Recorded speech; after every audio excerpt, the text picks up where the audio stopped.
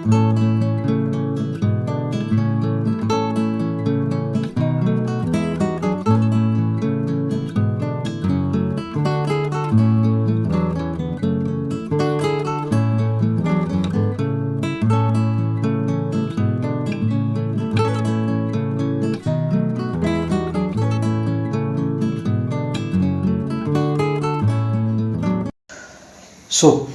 Hello everyone, welcome to Q physics academy. तो हम लोग लेक्चर नंबर 10 तक electric field and Gauss's law, इससे रिलेटेड जो इम्पोर्टेंट थ्योरीज है उसका कंप्लीट थ्योरी डिस्कशन किया। उसके साथ साथ हम लोग गॉसेस लॉ के ऊपर भी चर्चा किया, ठीक है। बट आज का लेक्चर थोड़ा नेक्स्ट चैप्टर की तरफ हम लोग आगे बढ़ रहे हैं, और वो चैप्टर है बेसिकली इलेक्ट्रिक पोटेंशियल के बारे में हम लोग बात करेंगे। मतलब आज से लेके हम लोग बात करेंगे इलेक्ट्रोस्टैटिक्स पोटेंशियल के बारे में, नेक्स्ट बात करेंगे इलेक्ट्रोस्टैटिक्स एनर्जी के बारे में, इलेक्ट्रोस्टैटिक्स एनर्जी डेंसिटी के बारे में, देन हम लोग डाइपोल के बारे में बात करेंगे। एक एक चीज़ वन बाई वन बात करने वाले हैं, ठीक है। आप लोगों को पता ही होगा मेरा जो लेक्चर्स है वो एकदम कंप्लीट फॉर्म में मैं यहाँ पे अपलोड करता हूँ। बीएससी फिजिक्स जो लोग सेमेस्टर का एग्ज़ाम देना चाहते हैं उसका कंसेप्ट क्लियर करने के लिए ये वाला वीडियो भी इंपॉर्टेंट होगा, क्योंकि मैंने एकदम डिटेल्स के फॉर्म में हर एक चीज़ डिस्कस कर रहा हूँ इधर।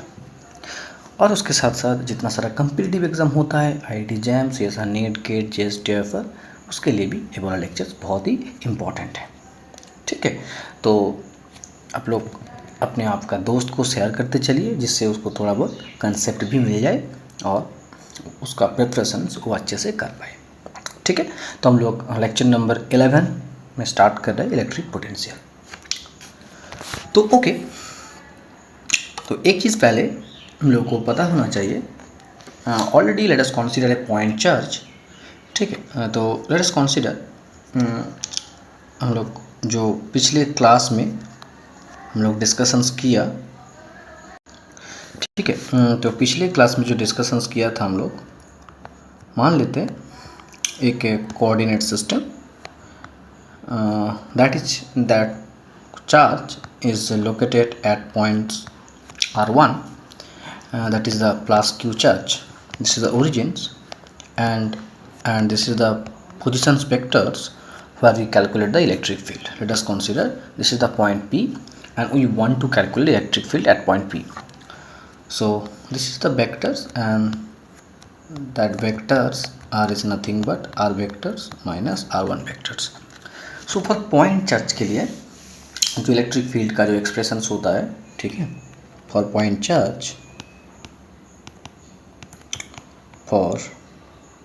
पॉइंट चार्ज जो इलेक्ट्रिक फील्ड का एक्सप्रेशन होता है वो हम लोगों को ऑलरेडी पता है। So that is equals to 1/4πε0 1/4πε0 okay q r vectors minus r1 vectors upon r vectors minus r1 vector mod cube, right? So this is the point charge for individual point charge के लिए। मान लेते हैं next case में हम लोग थोड़ा बहुत और भी डिटेल्स बात करते हैं, हम लोग इसमें से एक डिस्ट्रीब्यूशन लेते हैं जिसमें बहुत सारा पॉइंट है, ठीक है। इसमें से एक पॉइंट चार्ज को हम लोग ले लेते हैं, दैट इज नथिंग बट जिसका पोजीशन वेक्टर्स है RI वेक्टर्स, ठीक है। और we want to calculate at that point P, that is the R vectors. तो हम लोग डिस्ट्रीब्यूशन ऑफ पॉइंट चार्ज के लिए इलेक्ट्रिक फील्ड कैलकुलेट कर रहे हैं, ठीक है। So distribution of point charge,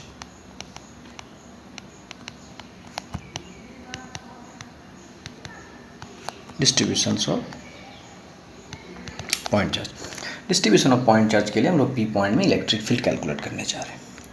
और जो वेक्टर्स है that is nothing but R vectors minus RI vectors. तो इसके लिए जो इलेक्ट्रिक फील्ड का एक्सप्रेशन होता है that is nothing but summation over I QI R vectors minus RI vectors upon 4πε0 R vectors minus RI vector mod cube. तो ये point charge के लिए हम लोग इलेक्ट्रिक फील्ड के एक्सप्रेशन ऑलरेडी हम लोग इसके ऊपर बात किया, ठीक है।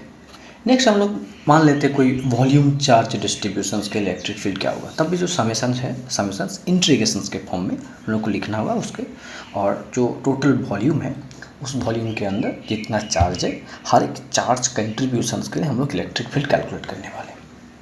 ठीक है, तो नेक्स्ट केस में हम लोग सेम चीज़ को बात करने वाले हैं वॉल्यूम चार्ज डिस्ट्रीब्यूशंस के लिए।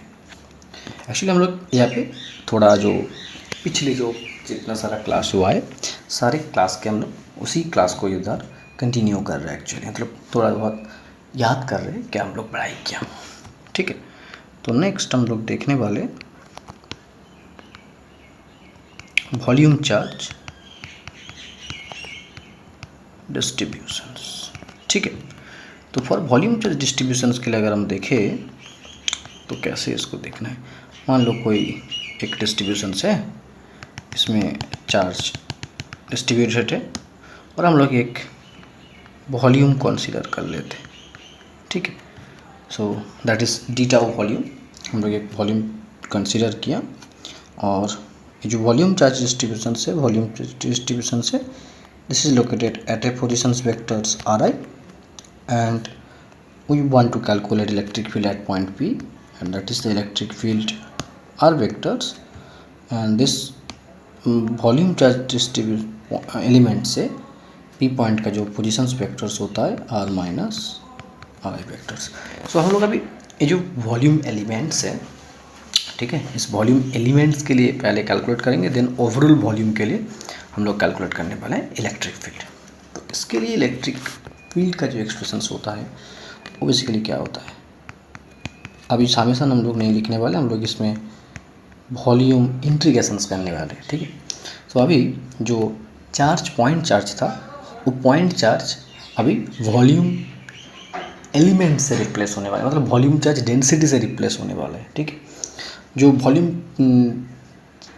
वॉल्यूम एलिमेंट्स है उसका चार्ज डेंसिटी अगर हम लोग मान लेते हैं रो आर आई, ठीक है, rho R I D tau I, ठीक है, मतलब Q equals to rho D tau I into R vectors minus R I vectors upon 4 pi epsilon naught R vectors upon R I vector mod Q.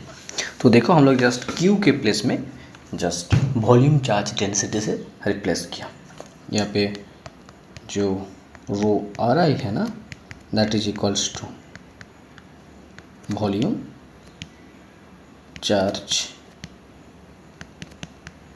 Density of volume element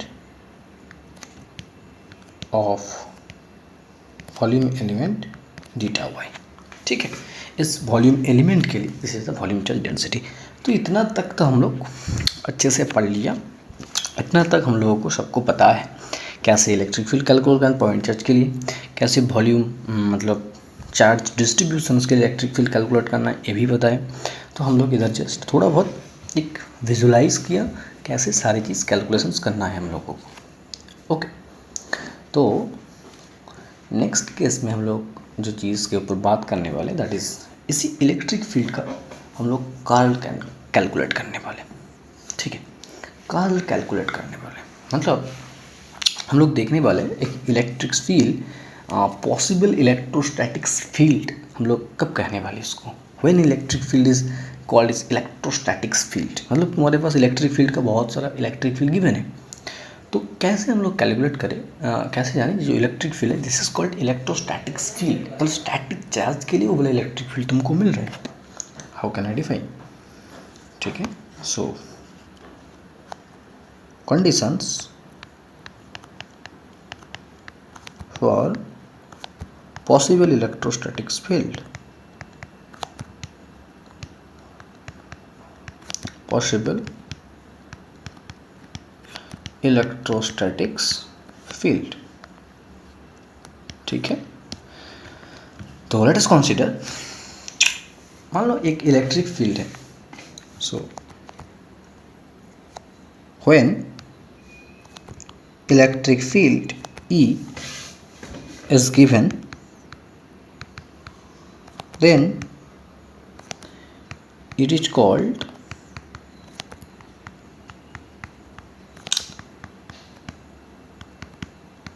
possible electrostatic field when its curl is 0. It means that is curl of E equals to when 0 मिलेगा तभी उसी electric field को हम लोग बोलने वाले possible electrostatics field. मतलब तुम्हारे पास इलेक्ट्रिक फील्ड कुछ गिवन होगा, उसी इलेक्ट्रिक फील्ड का हमको कर्ल कैलकुलेट करना होगा। अगर कर्ल उसका 0 हो रहा है ना, उसका कर्ल अगर 0 हो रहा है देन उसी इलेक्ट्रिक फील्ड को हम लोग पॉसिबल इलेक्ट्रोस्टैटिक्स फील्ड बोलने वाले। ठीक है, पॉसिबल इलेक्ट्रोस्टैटिक्स फील्ड बोलने वाले। तो नेक्स्ट हम लोग एक चीज़ आराम से देखो, अभी सारी चीज़ कर्ल हम लोग कैलकुलेट किया। ठीक है, कर्ल हम लोग कैलकुलेट किया। ओके, तो curl of E equals to 0, it's means curl of E it's equals to 0, it's means और एक सेकेंड, और if closed integrations E vector dot dl vector is equals to 0. So these two are the basic conditions when electric field is given. Okay, when electric field is given, then its closed line integrations 0, either closed line integration 0 or its curl is 0. Then this electric field is called possible electrostatics field. Okay, so अब हम लोग इसी concept के ऊपर थोड़ा बहुत बात करने वाले हैं। ठीक है, अब हम लोग इसी कॉन्सेप्ट के ऊपर थोड़ा बहुत बात करने वाले हैं। मतलब इसी से हम लोग पोटेंशियल के बारे में थोड़ा बहुत आइडिया लेंगे। बट पोटेंशियल के बारे में थोड़ा बहुत आइडिया इसके ऊपर लेंगे कैसे, इसके ऊपर देखो ये वाला कॉन्सेप्ट बहुत इंपॉर्टेंट है। इससे ना बहुत सारे एग्ज़ाम में ना क्वेश्चन पूछा है। तुम्हारे पास इलेक्ट्रिक फील्ड होगा तो उसमें सिर्फ चार ऑप्शन देगा। चार ऑप्शन में से एक ऑप्शन पॉसिबल इलेक्ट्रोस्टैटिक्स फील्ड होने वाला है। तो उसके लिए तुमको उसका कर्ल देखो, अदरवाइज कर्ल देखना बहुत इजी है, इंटीग्रेशन देखने से अच्छा है कर्ल देख लो। ठीक है, कर्ल देख लो, सबसे अच्छा होगा। उसका कर्ल देख लो, अगर कर्ल 0 हो रहा है तो तुम आराम से बोल सकते हो that is the possible electrostatics field. तो इसमें से बहुत सारे एग्जाम में क्वेश्चन पूछा है। जब तो हम लोग बात करेंगे इसके ऊपर तब तुम देख लेना जे कैसा इससे ऊपर प्रॉब्लम आता है एक्चुअली।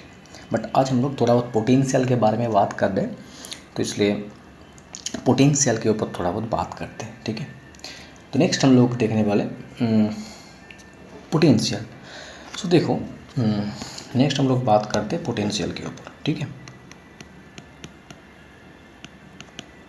ये भी इम्पोर्टेंट है पोटेंशियल। तो basically we know two conditions, that is curl of E equals to 0। It's means हम लोग इसी को फॉर्म में लिख सकते हैं, सॉरी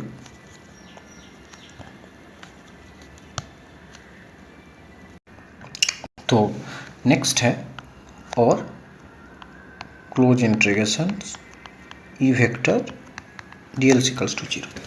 इसका मतलब बेसिकली क्या है? इसका मतलब होता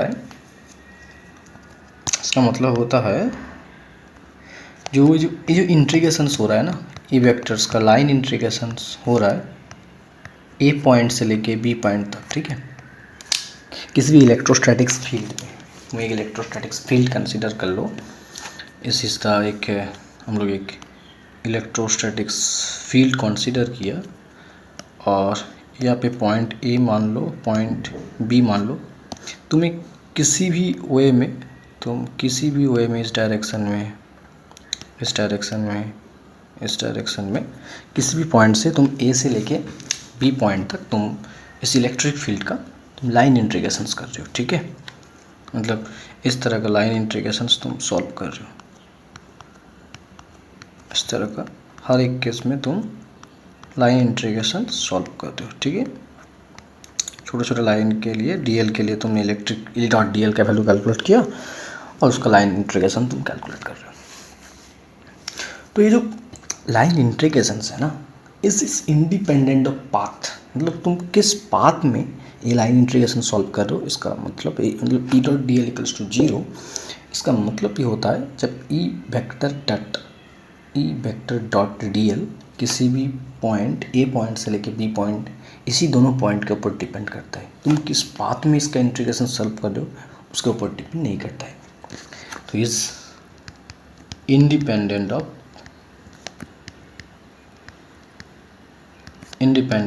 पाथ, so depends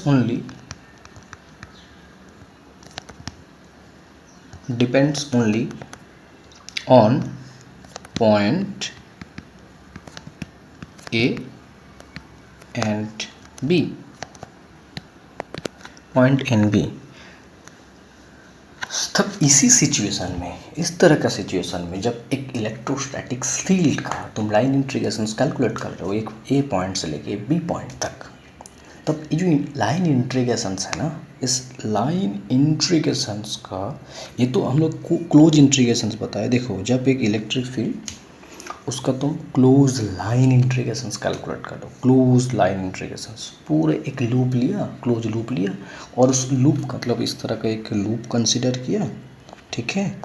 तुम इस लूप का सेंटर है, तुमने क्या किया, इस तरह का छोटा छोटा डी आर लेके इस लूप के थ्रू, ठीक है, इस लूप के थ्रू तुमने क्या किया,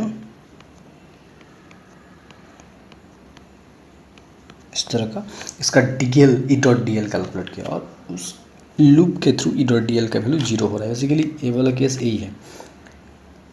तब हम लोग देख रहे हैं उसी इलेक्ट्रिक फील्ड में, उसी इलेक्ट्रिक फील्ड में हम लोग क्या दिख रहे हैं, ए पॉइंट से लेके बी पॉइंट में उसका लाइन इंटीग्रेशन सॉल्व कर रहे हैं। सोचो पहले मैं क्या बोल रहा हूँ, एक इलेक्ट्रिक फील्ड है, उसी इलेक्ट्रिक फील्ड को एक क्लोज्ड लूप में तुमने कैलकुलेट किया, ई dot D L line integration calculate किया, तुमने क्या देखा, जीरो हो रहा है। तब उसी इलेक्ट्रिक फील्ड में दो पॉइंट तुमने लिया, नियरेस्ट पॉइंट ए वन और बी पॉइंट तुमने लिया। ए से बी पॉइंट तक जाने के लिए बहुत सारा पाथ तुमने चूज किया और ई डॉट डी एल का वैल्यू कैलकुलेट किया, from point A to from point B, ठीक है, from point A to from point B. तब ये जो line integration from point A to B is independent of path, तो same value अब तुमको मिलने वाला है, but it's depends on point A and point B, ठीक है। मतलब ए पॉइंट का कोऑर्डिनेट और बी पॉइंट का कोऑर्डिनेट के ऊपर डिपेंड करता है। तब इसी सिचुएशन में देयर एग्जिस्ट स्केलर पोटेंशियल,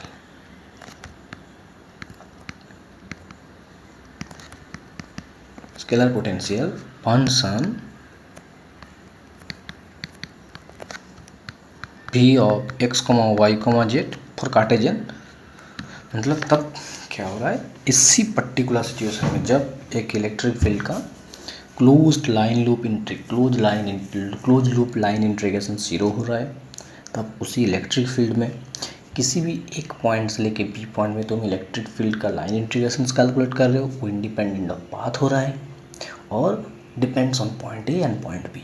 तब there exist a line integrations, okay, there exists a line integrations so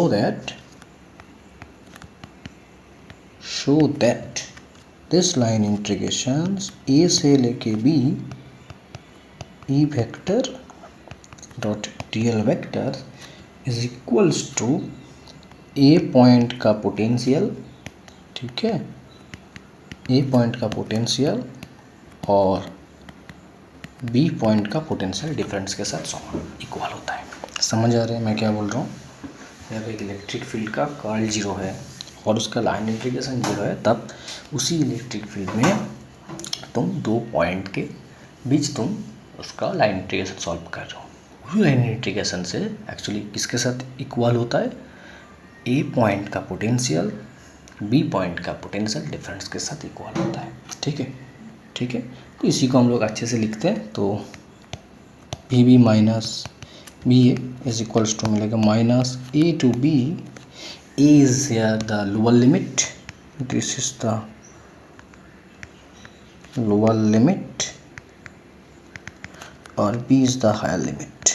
इसको तुम आराम से ख्याल रखो, ठीक है. Higher limit, so that is equals to होता है E vector dot dl vectors. Okay, और here V is called potential. Okay, here V is called potential. तो पोटेंशियल के कंसेप्ट तो हम लोगों को मिल गया. कब पोटेंशियल, स्केलर पोटेंशियल का कंसेप्ट अराइज हो रहा है, इस सिचुएशन में पोटेंशियल का कंसेप्ट अराइज हो रहा है, ये तो हम लोग पता लगा दिया. ये तो हम लोगों ने पता लगा लिया. बट एक सिंपल एग्जांपल लेंगे. एग्जांपल के लिए इस V का एक्सप्रेशंस क्या है, मतलब पोटेंशियल होता है ए पॉइंट में पोटेंशियल VAA, बस VA का वैल्यू हम लोग कैसे कैलकुलेट करें, B का वैल्यू कैसे कैलकुलेट करें, ये तो हम लोग को पता नहीं है. तो इसको कैलकुलेट करने के लिए let us take an simple example in Cartesian coordinate. ठीक है, सो कार्टेशियन कोऑर्डिनेट में हम लोग एक सिंपल एग्जांपल लेते हैं.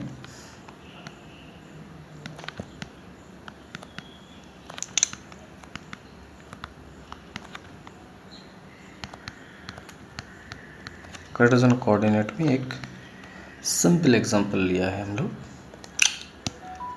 किस तरह का लिया है देखो, मान लो this is the origin, this is the origin O, इसमें एक पॉइंट चार्ज Q है और इसमें से तुम 2 पॉइंट ले लो. This is the point A, this is the point B. ठीक है, और इसमें से O से लेके दिस पॉइंट R1, इसका डिस्टेंस R1 है और B पॉइंट का डिस्टेंस R2 मान लेते हैं.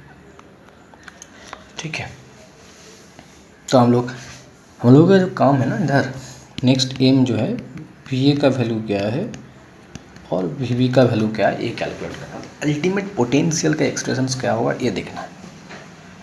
ठीक है, तो इसको कैलकुलेट करने के लिए फर्स्ट ऑफ ऑल तुमको लाइन इंटीग्रेशन सॉल्व करना होगा. ओके, तो let us consider a small line integration DL, that is the x directions. Okay, x direction से, और जो स्मॉल एलिमेंट हम लोगों ने चूज किया, ठीक है, इसको हम लोग मान लेते हैं x डिस्टेंस में.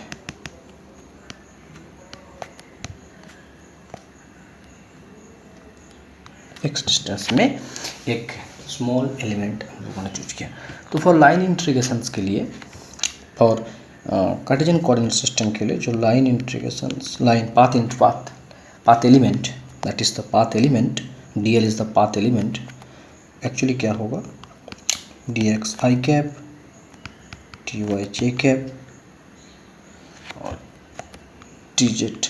ठीक है, एक्चुअली ये क्या हो रहा है देखो, ये जो DL है ना, ये जो DL है, इसको अगर हम लोग थोड़ा बहुत एक्सपांड करके लिखें, this is the point, this is the point, so this is the point x, y, z, और this is the point x plus dx. एक छोटा सा नियरेस्ट पॉइंट लिया हम लोगों ने, है ना, y plus dy, z plus dz. This is nothing but A DL vectors. ठीक है, this is nothing but A DL vectors, वही यहाँ पे हम लोग लिखा. और इलेक्ट्रिक फील्ड का एक्सप्रेशन क्या होगा देखो, इलेक्ट्रिक फील्ड का एक्सप्रेशन होगा EX I cap, EY J cap, EZ K cap. ठीक है, तो ओके, रियली ये है, इन दोनों एक्सप्रेशंस को हम लोग बाद में यूज करने वाले. बट हम लोग नेक्स्ट जो एम है हम लोगों का वो VA और VB कैलकुलेट करना है. तो अभी देखने वाले VA और VB कैलकुलेशंस करते हैं. तो VB minus VA, so that is equals to minus A से लेके B E dot DL vectors, ये होता है ना. सो माइनस E वेक्टर्स, मतलब मैं बोल रहा हूँ जो छोटा सा लाइन एलिमेंट लिया है x डिस्टेंस में, उस x डिस्टेंस में तुम पहले इलेक्ट्रिक फील्ड कैलकुलेट कर लो उस पर्टिकुलर पॉइंट के लिए. तो उसमें क्या होगा, Q 4 pi epsilon naught X square आई कैप, क्योंकि एक्स डायरेक्शन में, into D L, D L तो एक्स डायरेक्शन में क्या होगा, डी एक्स आई कैप, और यहाँ पे ए का लिमिट मतलब lower limit that is equals to X equals to R one, और यहाँ पे X equals to R two, lower limit and upper limit हम लोगों ने यहाँ पे सब्सटीट्यूट किया, ठीक है। सो फाइनली देखो तुमको क्या मिल रहा है, V B minus V A that is equals to minus integrations R one से लेके R two Q upon 4 pi epsilon naught X square into D X, just simply integrations minus minus plus Q upon 4 pi epsilon naught X R one से लेके R two, है ना। So that is equals to Q upon 4 pi epsilon naught R two minus 4 pi epsilon naught R one. So okay, so VB equals to VA, that is equals to Q upon 4 pi epsilon naught R2 4 pi epsilon naught R1. तो इसमें से हम लोग आराम से एकदम natural way में लिख सकते हैं, VB is equals to actually क्या है, V potential at R equals to R2, है ना, ये क्या है, V at R equals to R1, यही तो हो रहा है एक्चुअली. तो अल्टीमेट यहाँ से हम लोगों को मिला VB that is V at R equals to R2 that is equals to Q upon 4 pi epsilon naught R2. VA is nothing but potential at R equals to R1 that is equals to Q upon 4 pi epsilon naught R1. So in general, okay, in general हम लोग बोल सकते हैं V at R equals to R that is equals to 1 upon 4 pi epsilon naught Q upon R. So this is the general expressions of potential. Okay, this is the general expression of potential. एक r distance में, r distance में हम लोग potential का value मिल गया. Potential कैसे calculate करना है, एक मतलब तुम्हारे पास एक चार्ज है और तुम r डिस्टेंस में इसका पोटेंशियल कैसे कैलकुलेट करना है ये तुमको पता लग गया.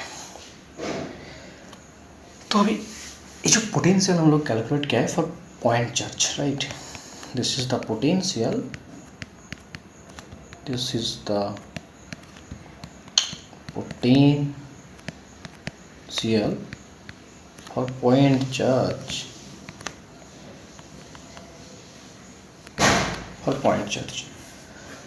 ठीक है, this is the potential for point charge. तो हम लोग next for volume charge distributions के लिए पोटेंशियल कैसे कैलकुलेट करें. Okay, so for potential for volume charge distributions, potential for volume charge distribution, same case electrostatic से ही हम लोग देखेंगे.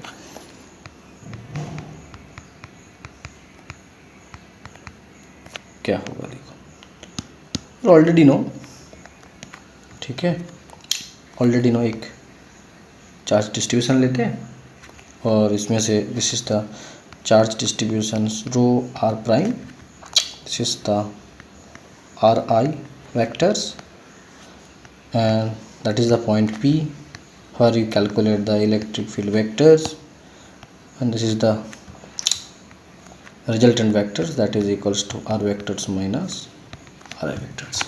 तो इसके लिए क्या होता है, इलेक्ट्रिक फील्ड का एक्सप्रेशंस क्या था, ऑलरेडी हम लोग को इसके बारे में पता था, integrations, volume integrations, right, that is equals to rho R prime D tau Y prime,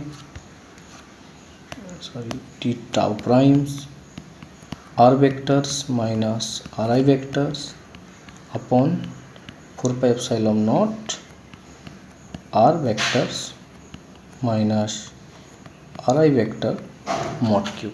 electric field का एक्सप्रेशन था. पोटेंशियल का एक्सप्रेशन क्या है, यहाँ पे भी वॉल्यूम इंटीग्रेशन ही करना है, charge density into volume element scalar quantity है, तो 4 pi epsilon naught R vectors minus पारा वेक्टर का मॉड होगा, बस यही है। ठीक है, तो किसी भी वॉल्यूम चार्ज डेंसिटी के लिए, वॉल्यूम चार्ज डिस्ट्रीब्यूशन के लिए तुम इस तरह का इलेक्ट्रिक फील्ड और पोटेंशियल भी कैलकुलेट कर सकते हो। नेक्स्ट, अभी हम लोग बहुत ही खास रिलेशनशिप देखने वाला है, relationship between electric field and potential, और उसमें से हम लोग बहुत सारा कंसेप्ट भी डिस्कशन करने वाले हैं, वन बाय वन वो हम लोग देखते हैं। नेक्स्ट बात करते हैं relations between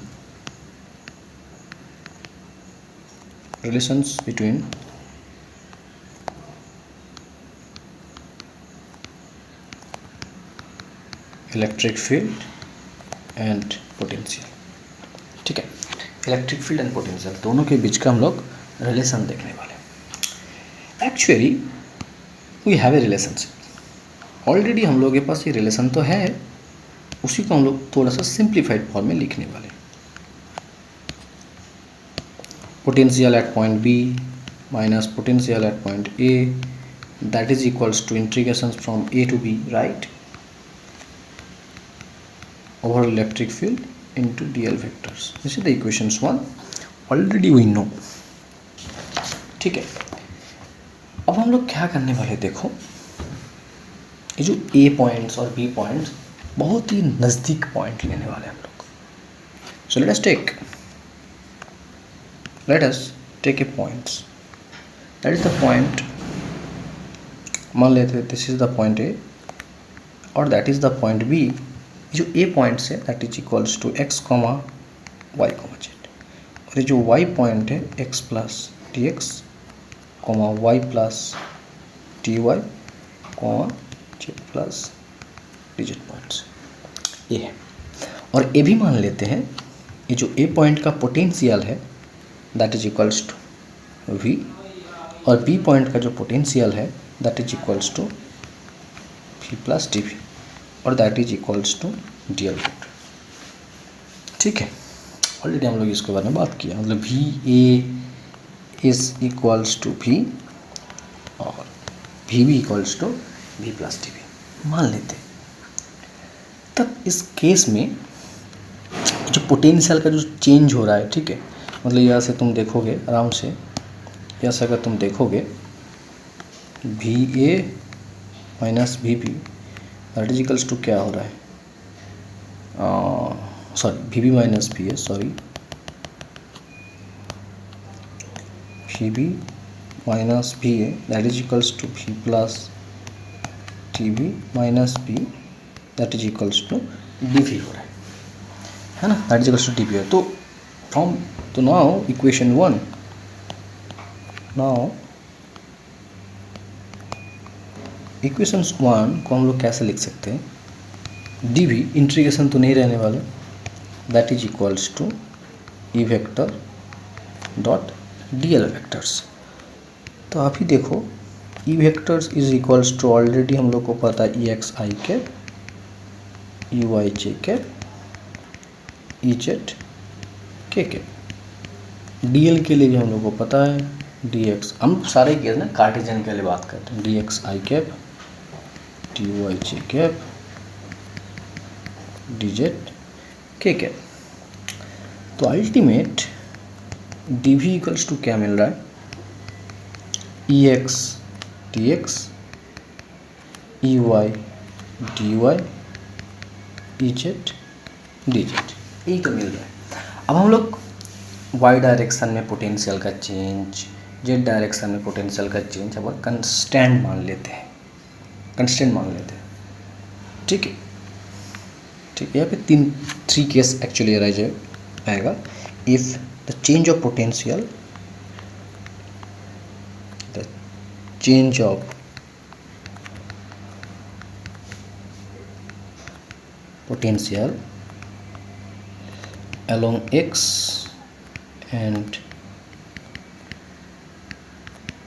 y direction each constant, मतलब चेंज ही नहीं हो रहा है। इसका मतलब क्या होगा, not x, z and y direction, तो dy equals to 0 and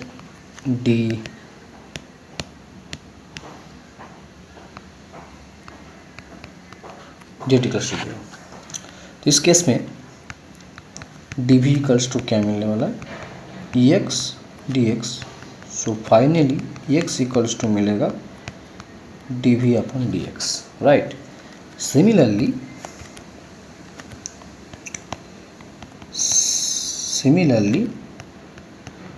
E Y equals to मिलेगा minus not delta V, it's actually delta V, okay, delta V upon delta X, delta V upon delta Y, delta V upon delta Z. तो finally we get, so E vectors equals to exi cap plus uyj cap plus ezk cap, so that is equals to minus del v upon del xi cap del v upon del yj cap minus del v upon del z k cap. So minus common लिया, that is equals to del x i cap plus del y cap plus del Z के cap, बाहर में हम लोग V को लिखा। So it is equals to gradient operator into V. So finally we get a relationship between E equals to grad V. So when electric field is possible electrostatic field, इसका मतलब curl of E. So when, तुम यहाँ पे एक note down करो, if E is electrostatics field, E is electrostatics field, इसका मतलब तुम्हारे पास curl of E equals to 0 होगा और इसका क्लोज लाइन इंटीग्रेशन 0 होगा। देन E इक्वल्स टू हम लोग ग्रेडियंट ऑफ भी लिख सकते हैं, जहाँ पे E electrostatics field, electrostatics field और जो V है scalar potential.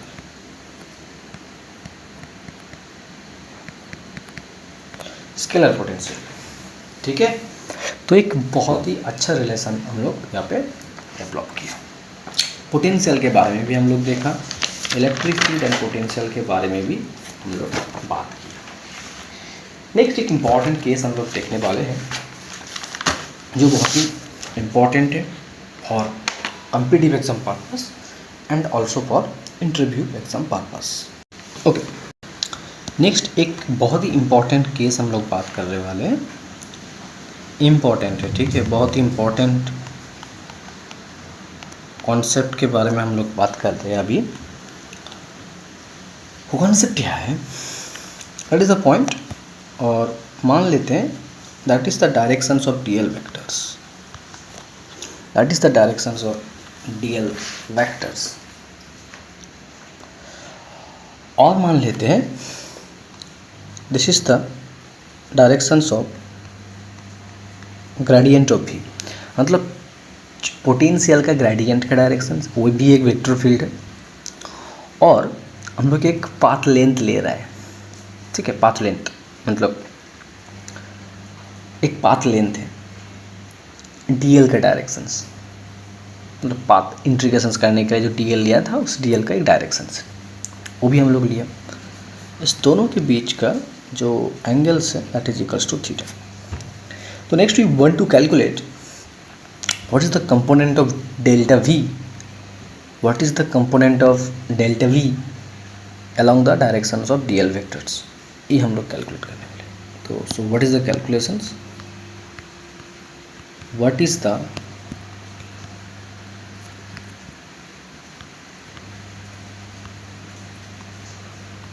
component of grad V in the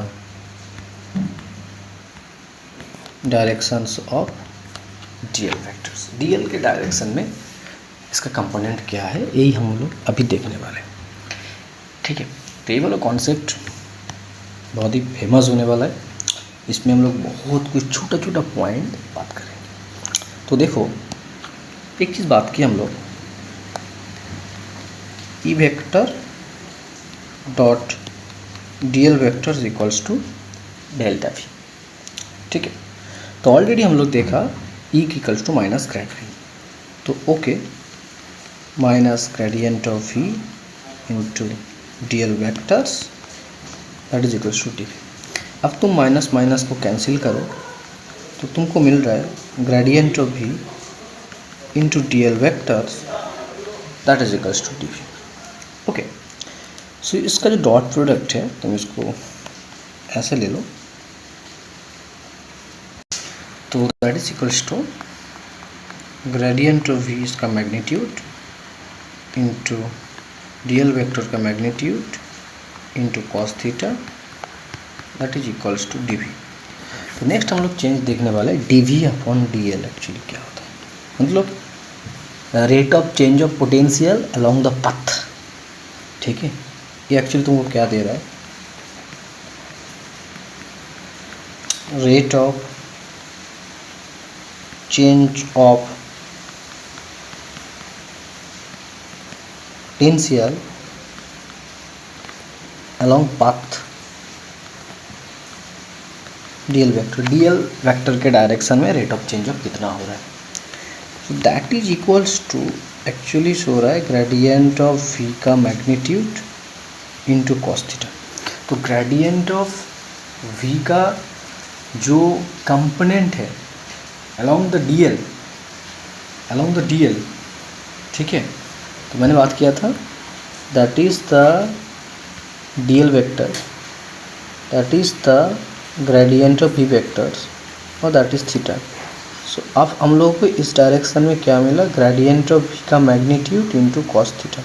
तो ये तो कंपोनेंट ही है, तो ये वाला कंपोनेंट एक्चुअली क्या रिप्रेजेंट कर रहे हैं, rate of change of potential along the path DL, है ना। तो मतलब पोटेंशियल के जो ग्रेडियंट है वो अलोंग द पाथ, उस पोटेंशियल ग्रेडियंट के जो कंपोनेंट है along the path, it's nothing but the rate of change of potential। Potential का चेंज रेट, पोटेंशियल चेंज का रेट के बारे में इंफॉर्मेशन देता है।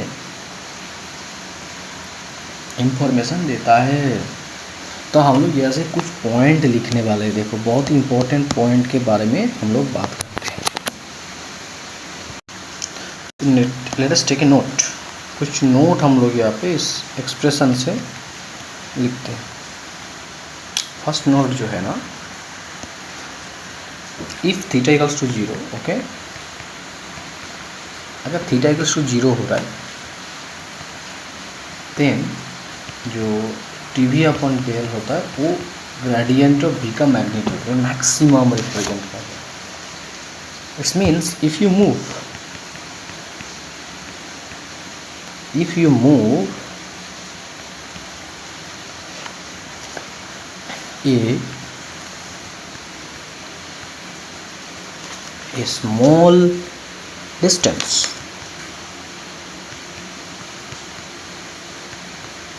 a small distance in the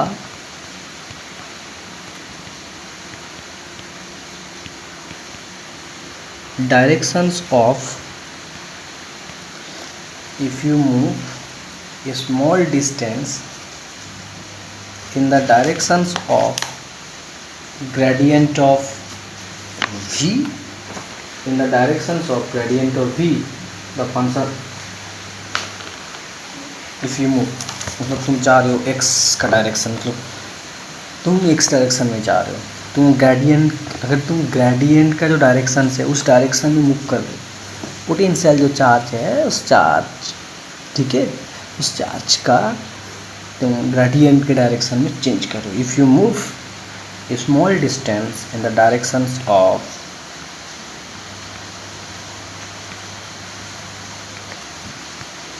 gradient of potential, और डेल्टा वी के डायरेक्शन में जा रहे हो,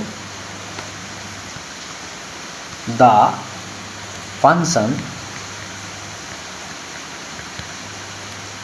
V increase, no, rate of del V by del delta V maximum, V is increase. Okay, functions V increase at the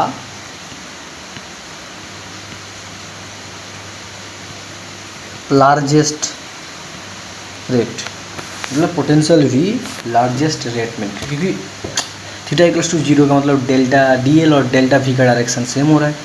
तो तुम मान लो delta V के डायरेक्शन में, ग्रेडियंट ऑफ V के डायरेक्शन में जा रहे हो, तो V का जो इंक्रीज होगा वो लार्जेस्ट रेट में होगा। तो इसी पॉइंट को हम लोग थोड़ा सा अलग फॉर्म में लिखे तब क्या लिखना होगा,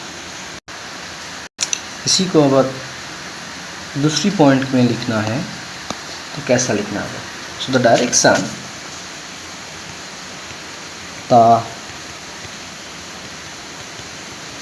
directions gradient of V is the direction, ठीक है, directions in which V increases, obviously V increases at the largest rate. Okay,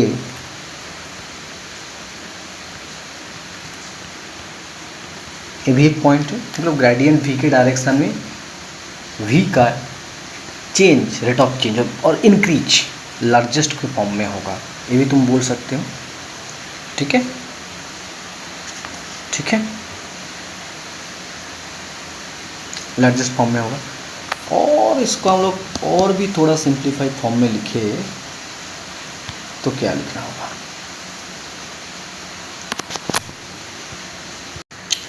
और एक पॉइंट तुम देखो,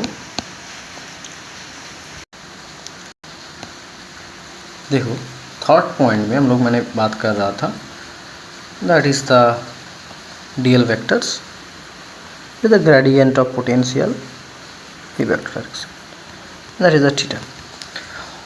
हम लोग देखा इस पॉइंट में, इस पर्टिकुलर पॉइंट में, ठीक है, जो पोटेंशियल का change dV by D L that is equals to, हम लोगों ने देखा ग्रेडियंट ऑफ V का मैग्नीट्यूड इनटू कॉस थीटा, ये हम लोगों ने कैलकुलेट किया। ठीक है, इस पॉइंट में तो हम लोग इससे एक पॉइंट तो लिख सकते हैं, if you move in the direction of DL,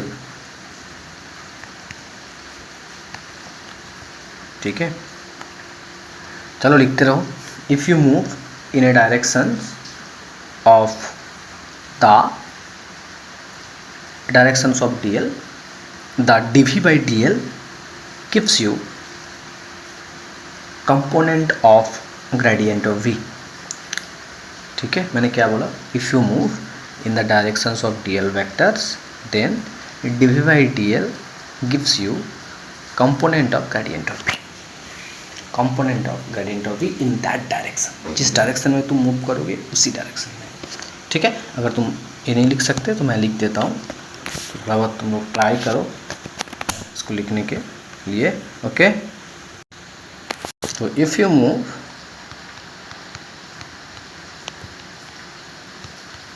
in the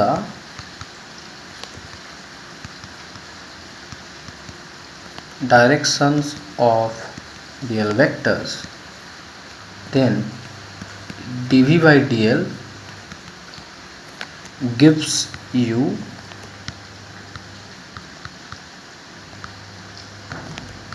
component of gradient of V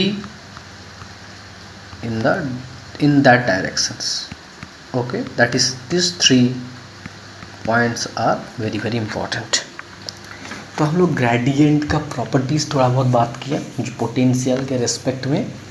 ठीक है, तो आज हम लोग पोटेंशियल के बारे में बात किया, कैसे पोटेंशियल का फॉर्म होता है, पोटेंशियल का एक्सप्रेशंस कब, मतलब पोटेंशियल का कंसेप्ट कैसे अराइज हुआ है इलेक्ट्रोस्टैटिक्स में, वो हम लोग बात किया। नेक्स्ट दिन हम लोग बात करेंगे इलेक्ट्रोस्टैटिक्स, पोटेंशियल एनर्जी और उससे रिलेटेड कुछ कॉन्सेप्ट। हम लोग पहले पोटेंशियल के रिलेटेड जितना सारा केस है उसको ख़त्म करेंगे, देन हम लोग प्रॉब्लम्स को बात करेंगे। अभी हम लोग थ्योरी के ऊपर बात करते हैं। ओके, तो थ्योरी के ऊपर बात करना इम्पोर्टेंट है। तो आई थिंक ये वाला वीडियो उन लोगों को थोड़ा बहुत बेनिफिट होने वाला है। तो बात करते हैं नेक्स्ट दिन हम लोग इसी के ऊपर और भी बात करते हैं, ठीक है। Okay, thank you and thank you for watching this video. अगर तुम लोगों को ये वाला वीडियो अच्छा लगा है तो प्लीज़ शेयर करिए दोस्तों के साथ, क्योंकि सब्सक्राइब इम्पॉर्टेंट है। अगर तुम सब्सक्राइब अच्छे से करोगे, मेरा भी सब्सक्राइबर इंक्रीज होगा, तो मुझे भी अच्छा लगेगा ना। मेरा वीडियो तुम लोगों के साथ जा रहा है, तुम लोगों के लिए इम्पॉर्टेंट हो रहा है, तो मुझे भी ये वाला थोड़ा मोटिवेशन चाहिए, क्योंकि मुझे लग रहा है कुछ ऑडियंस तो देख रहा है, कुछ ऑडियंस मतलब ऐसे ही इग्नोर कर रहा है, पता नहीं क्यों इग्नोर करता है। तो हो सकता है इसके लिए, हो सकता है क्योंकि मैंने बहुत दिन से वीडियो तो डाल रहा हूँ और कंसिस्टेंसी थोड़ा बहुत ब्रेक हो जाता है। बट मैंने अभी इलेक्ट्रोस्टैटिक्स का सीरीज को मैं कंप्लीट करूँगा, मतलब ये वाला कोर्स मैंने एकदम कम्प्लीटली यूट्यूब में देने वाला हूँ, एकदम कम्पैक्ट फॉर्म में। Exact theory, exact portions, exact theory, exact IIT का क्वेश्चन, एग्जैक्ट सब कुछ हम लोग डिटेल्स इस वीडियो में बात करने वाले हैं। ओके, तो इस वीडियो से बहुत कुछ, ये जो कोर्स है इलेक्ट्रोस्टैटिक्स एंड मैग्नेटोस्टैटिक्स, जो बहुत ही इम्पोर्टेंट होने वाला है ये वाला कोर्स। तो ये वाला कोर्स तुम लोगों के लिए बहुत इम्पोर्टेंट होने वाला है। ओके, ठीक है, चलो बात करते हैं नेक्स्ट दिन नेक्स्ट वीडियो के ऊपर, इसके ऊपर और अच्छे से लेक्चर देखते रहिए। Okay, thank you for watching this video.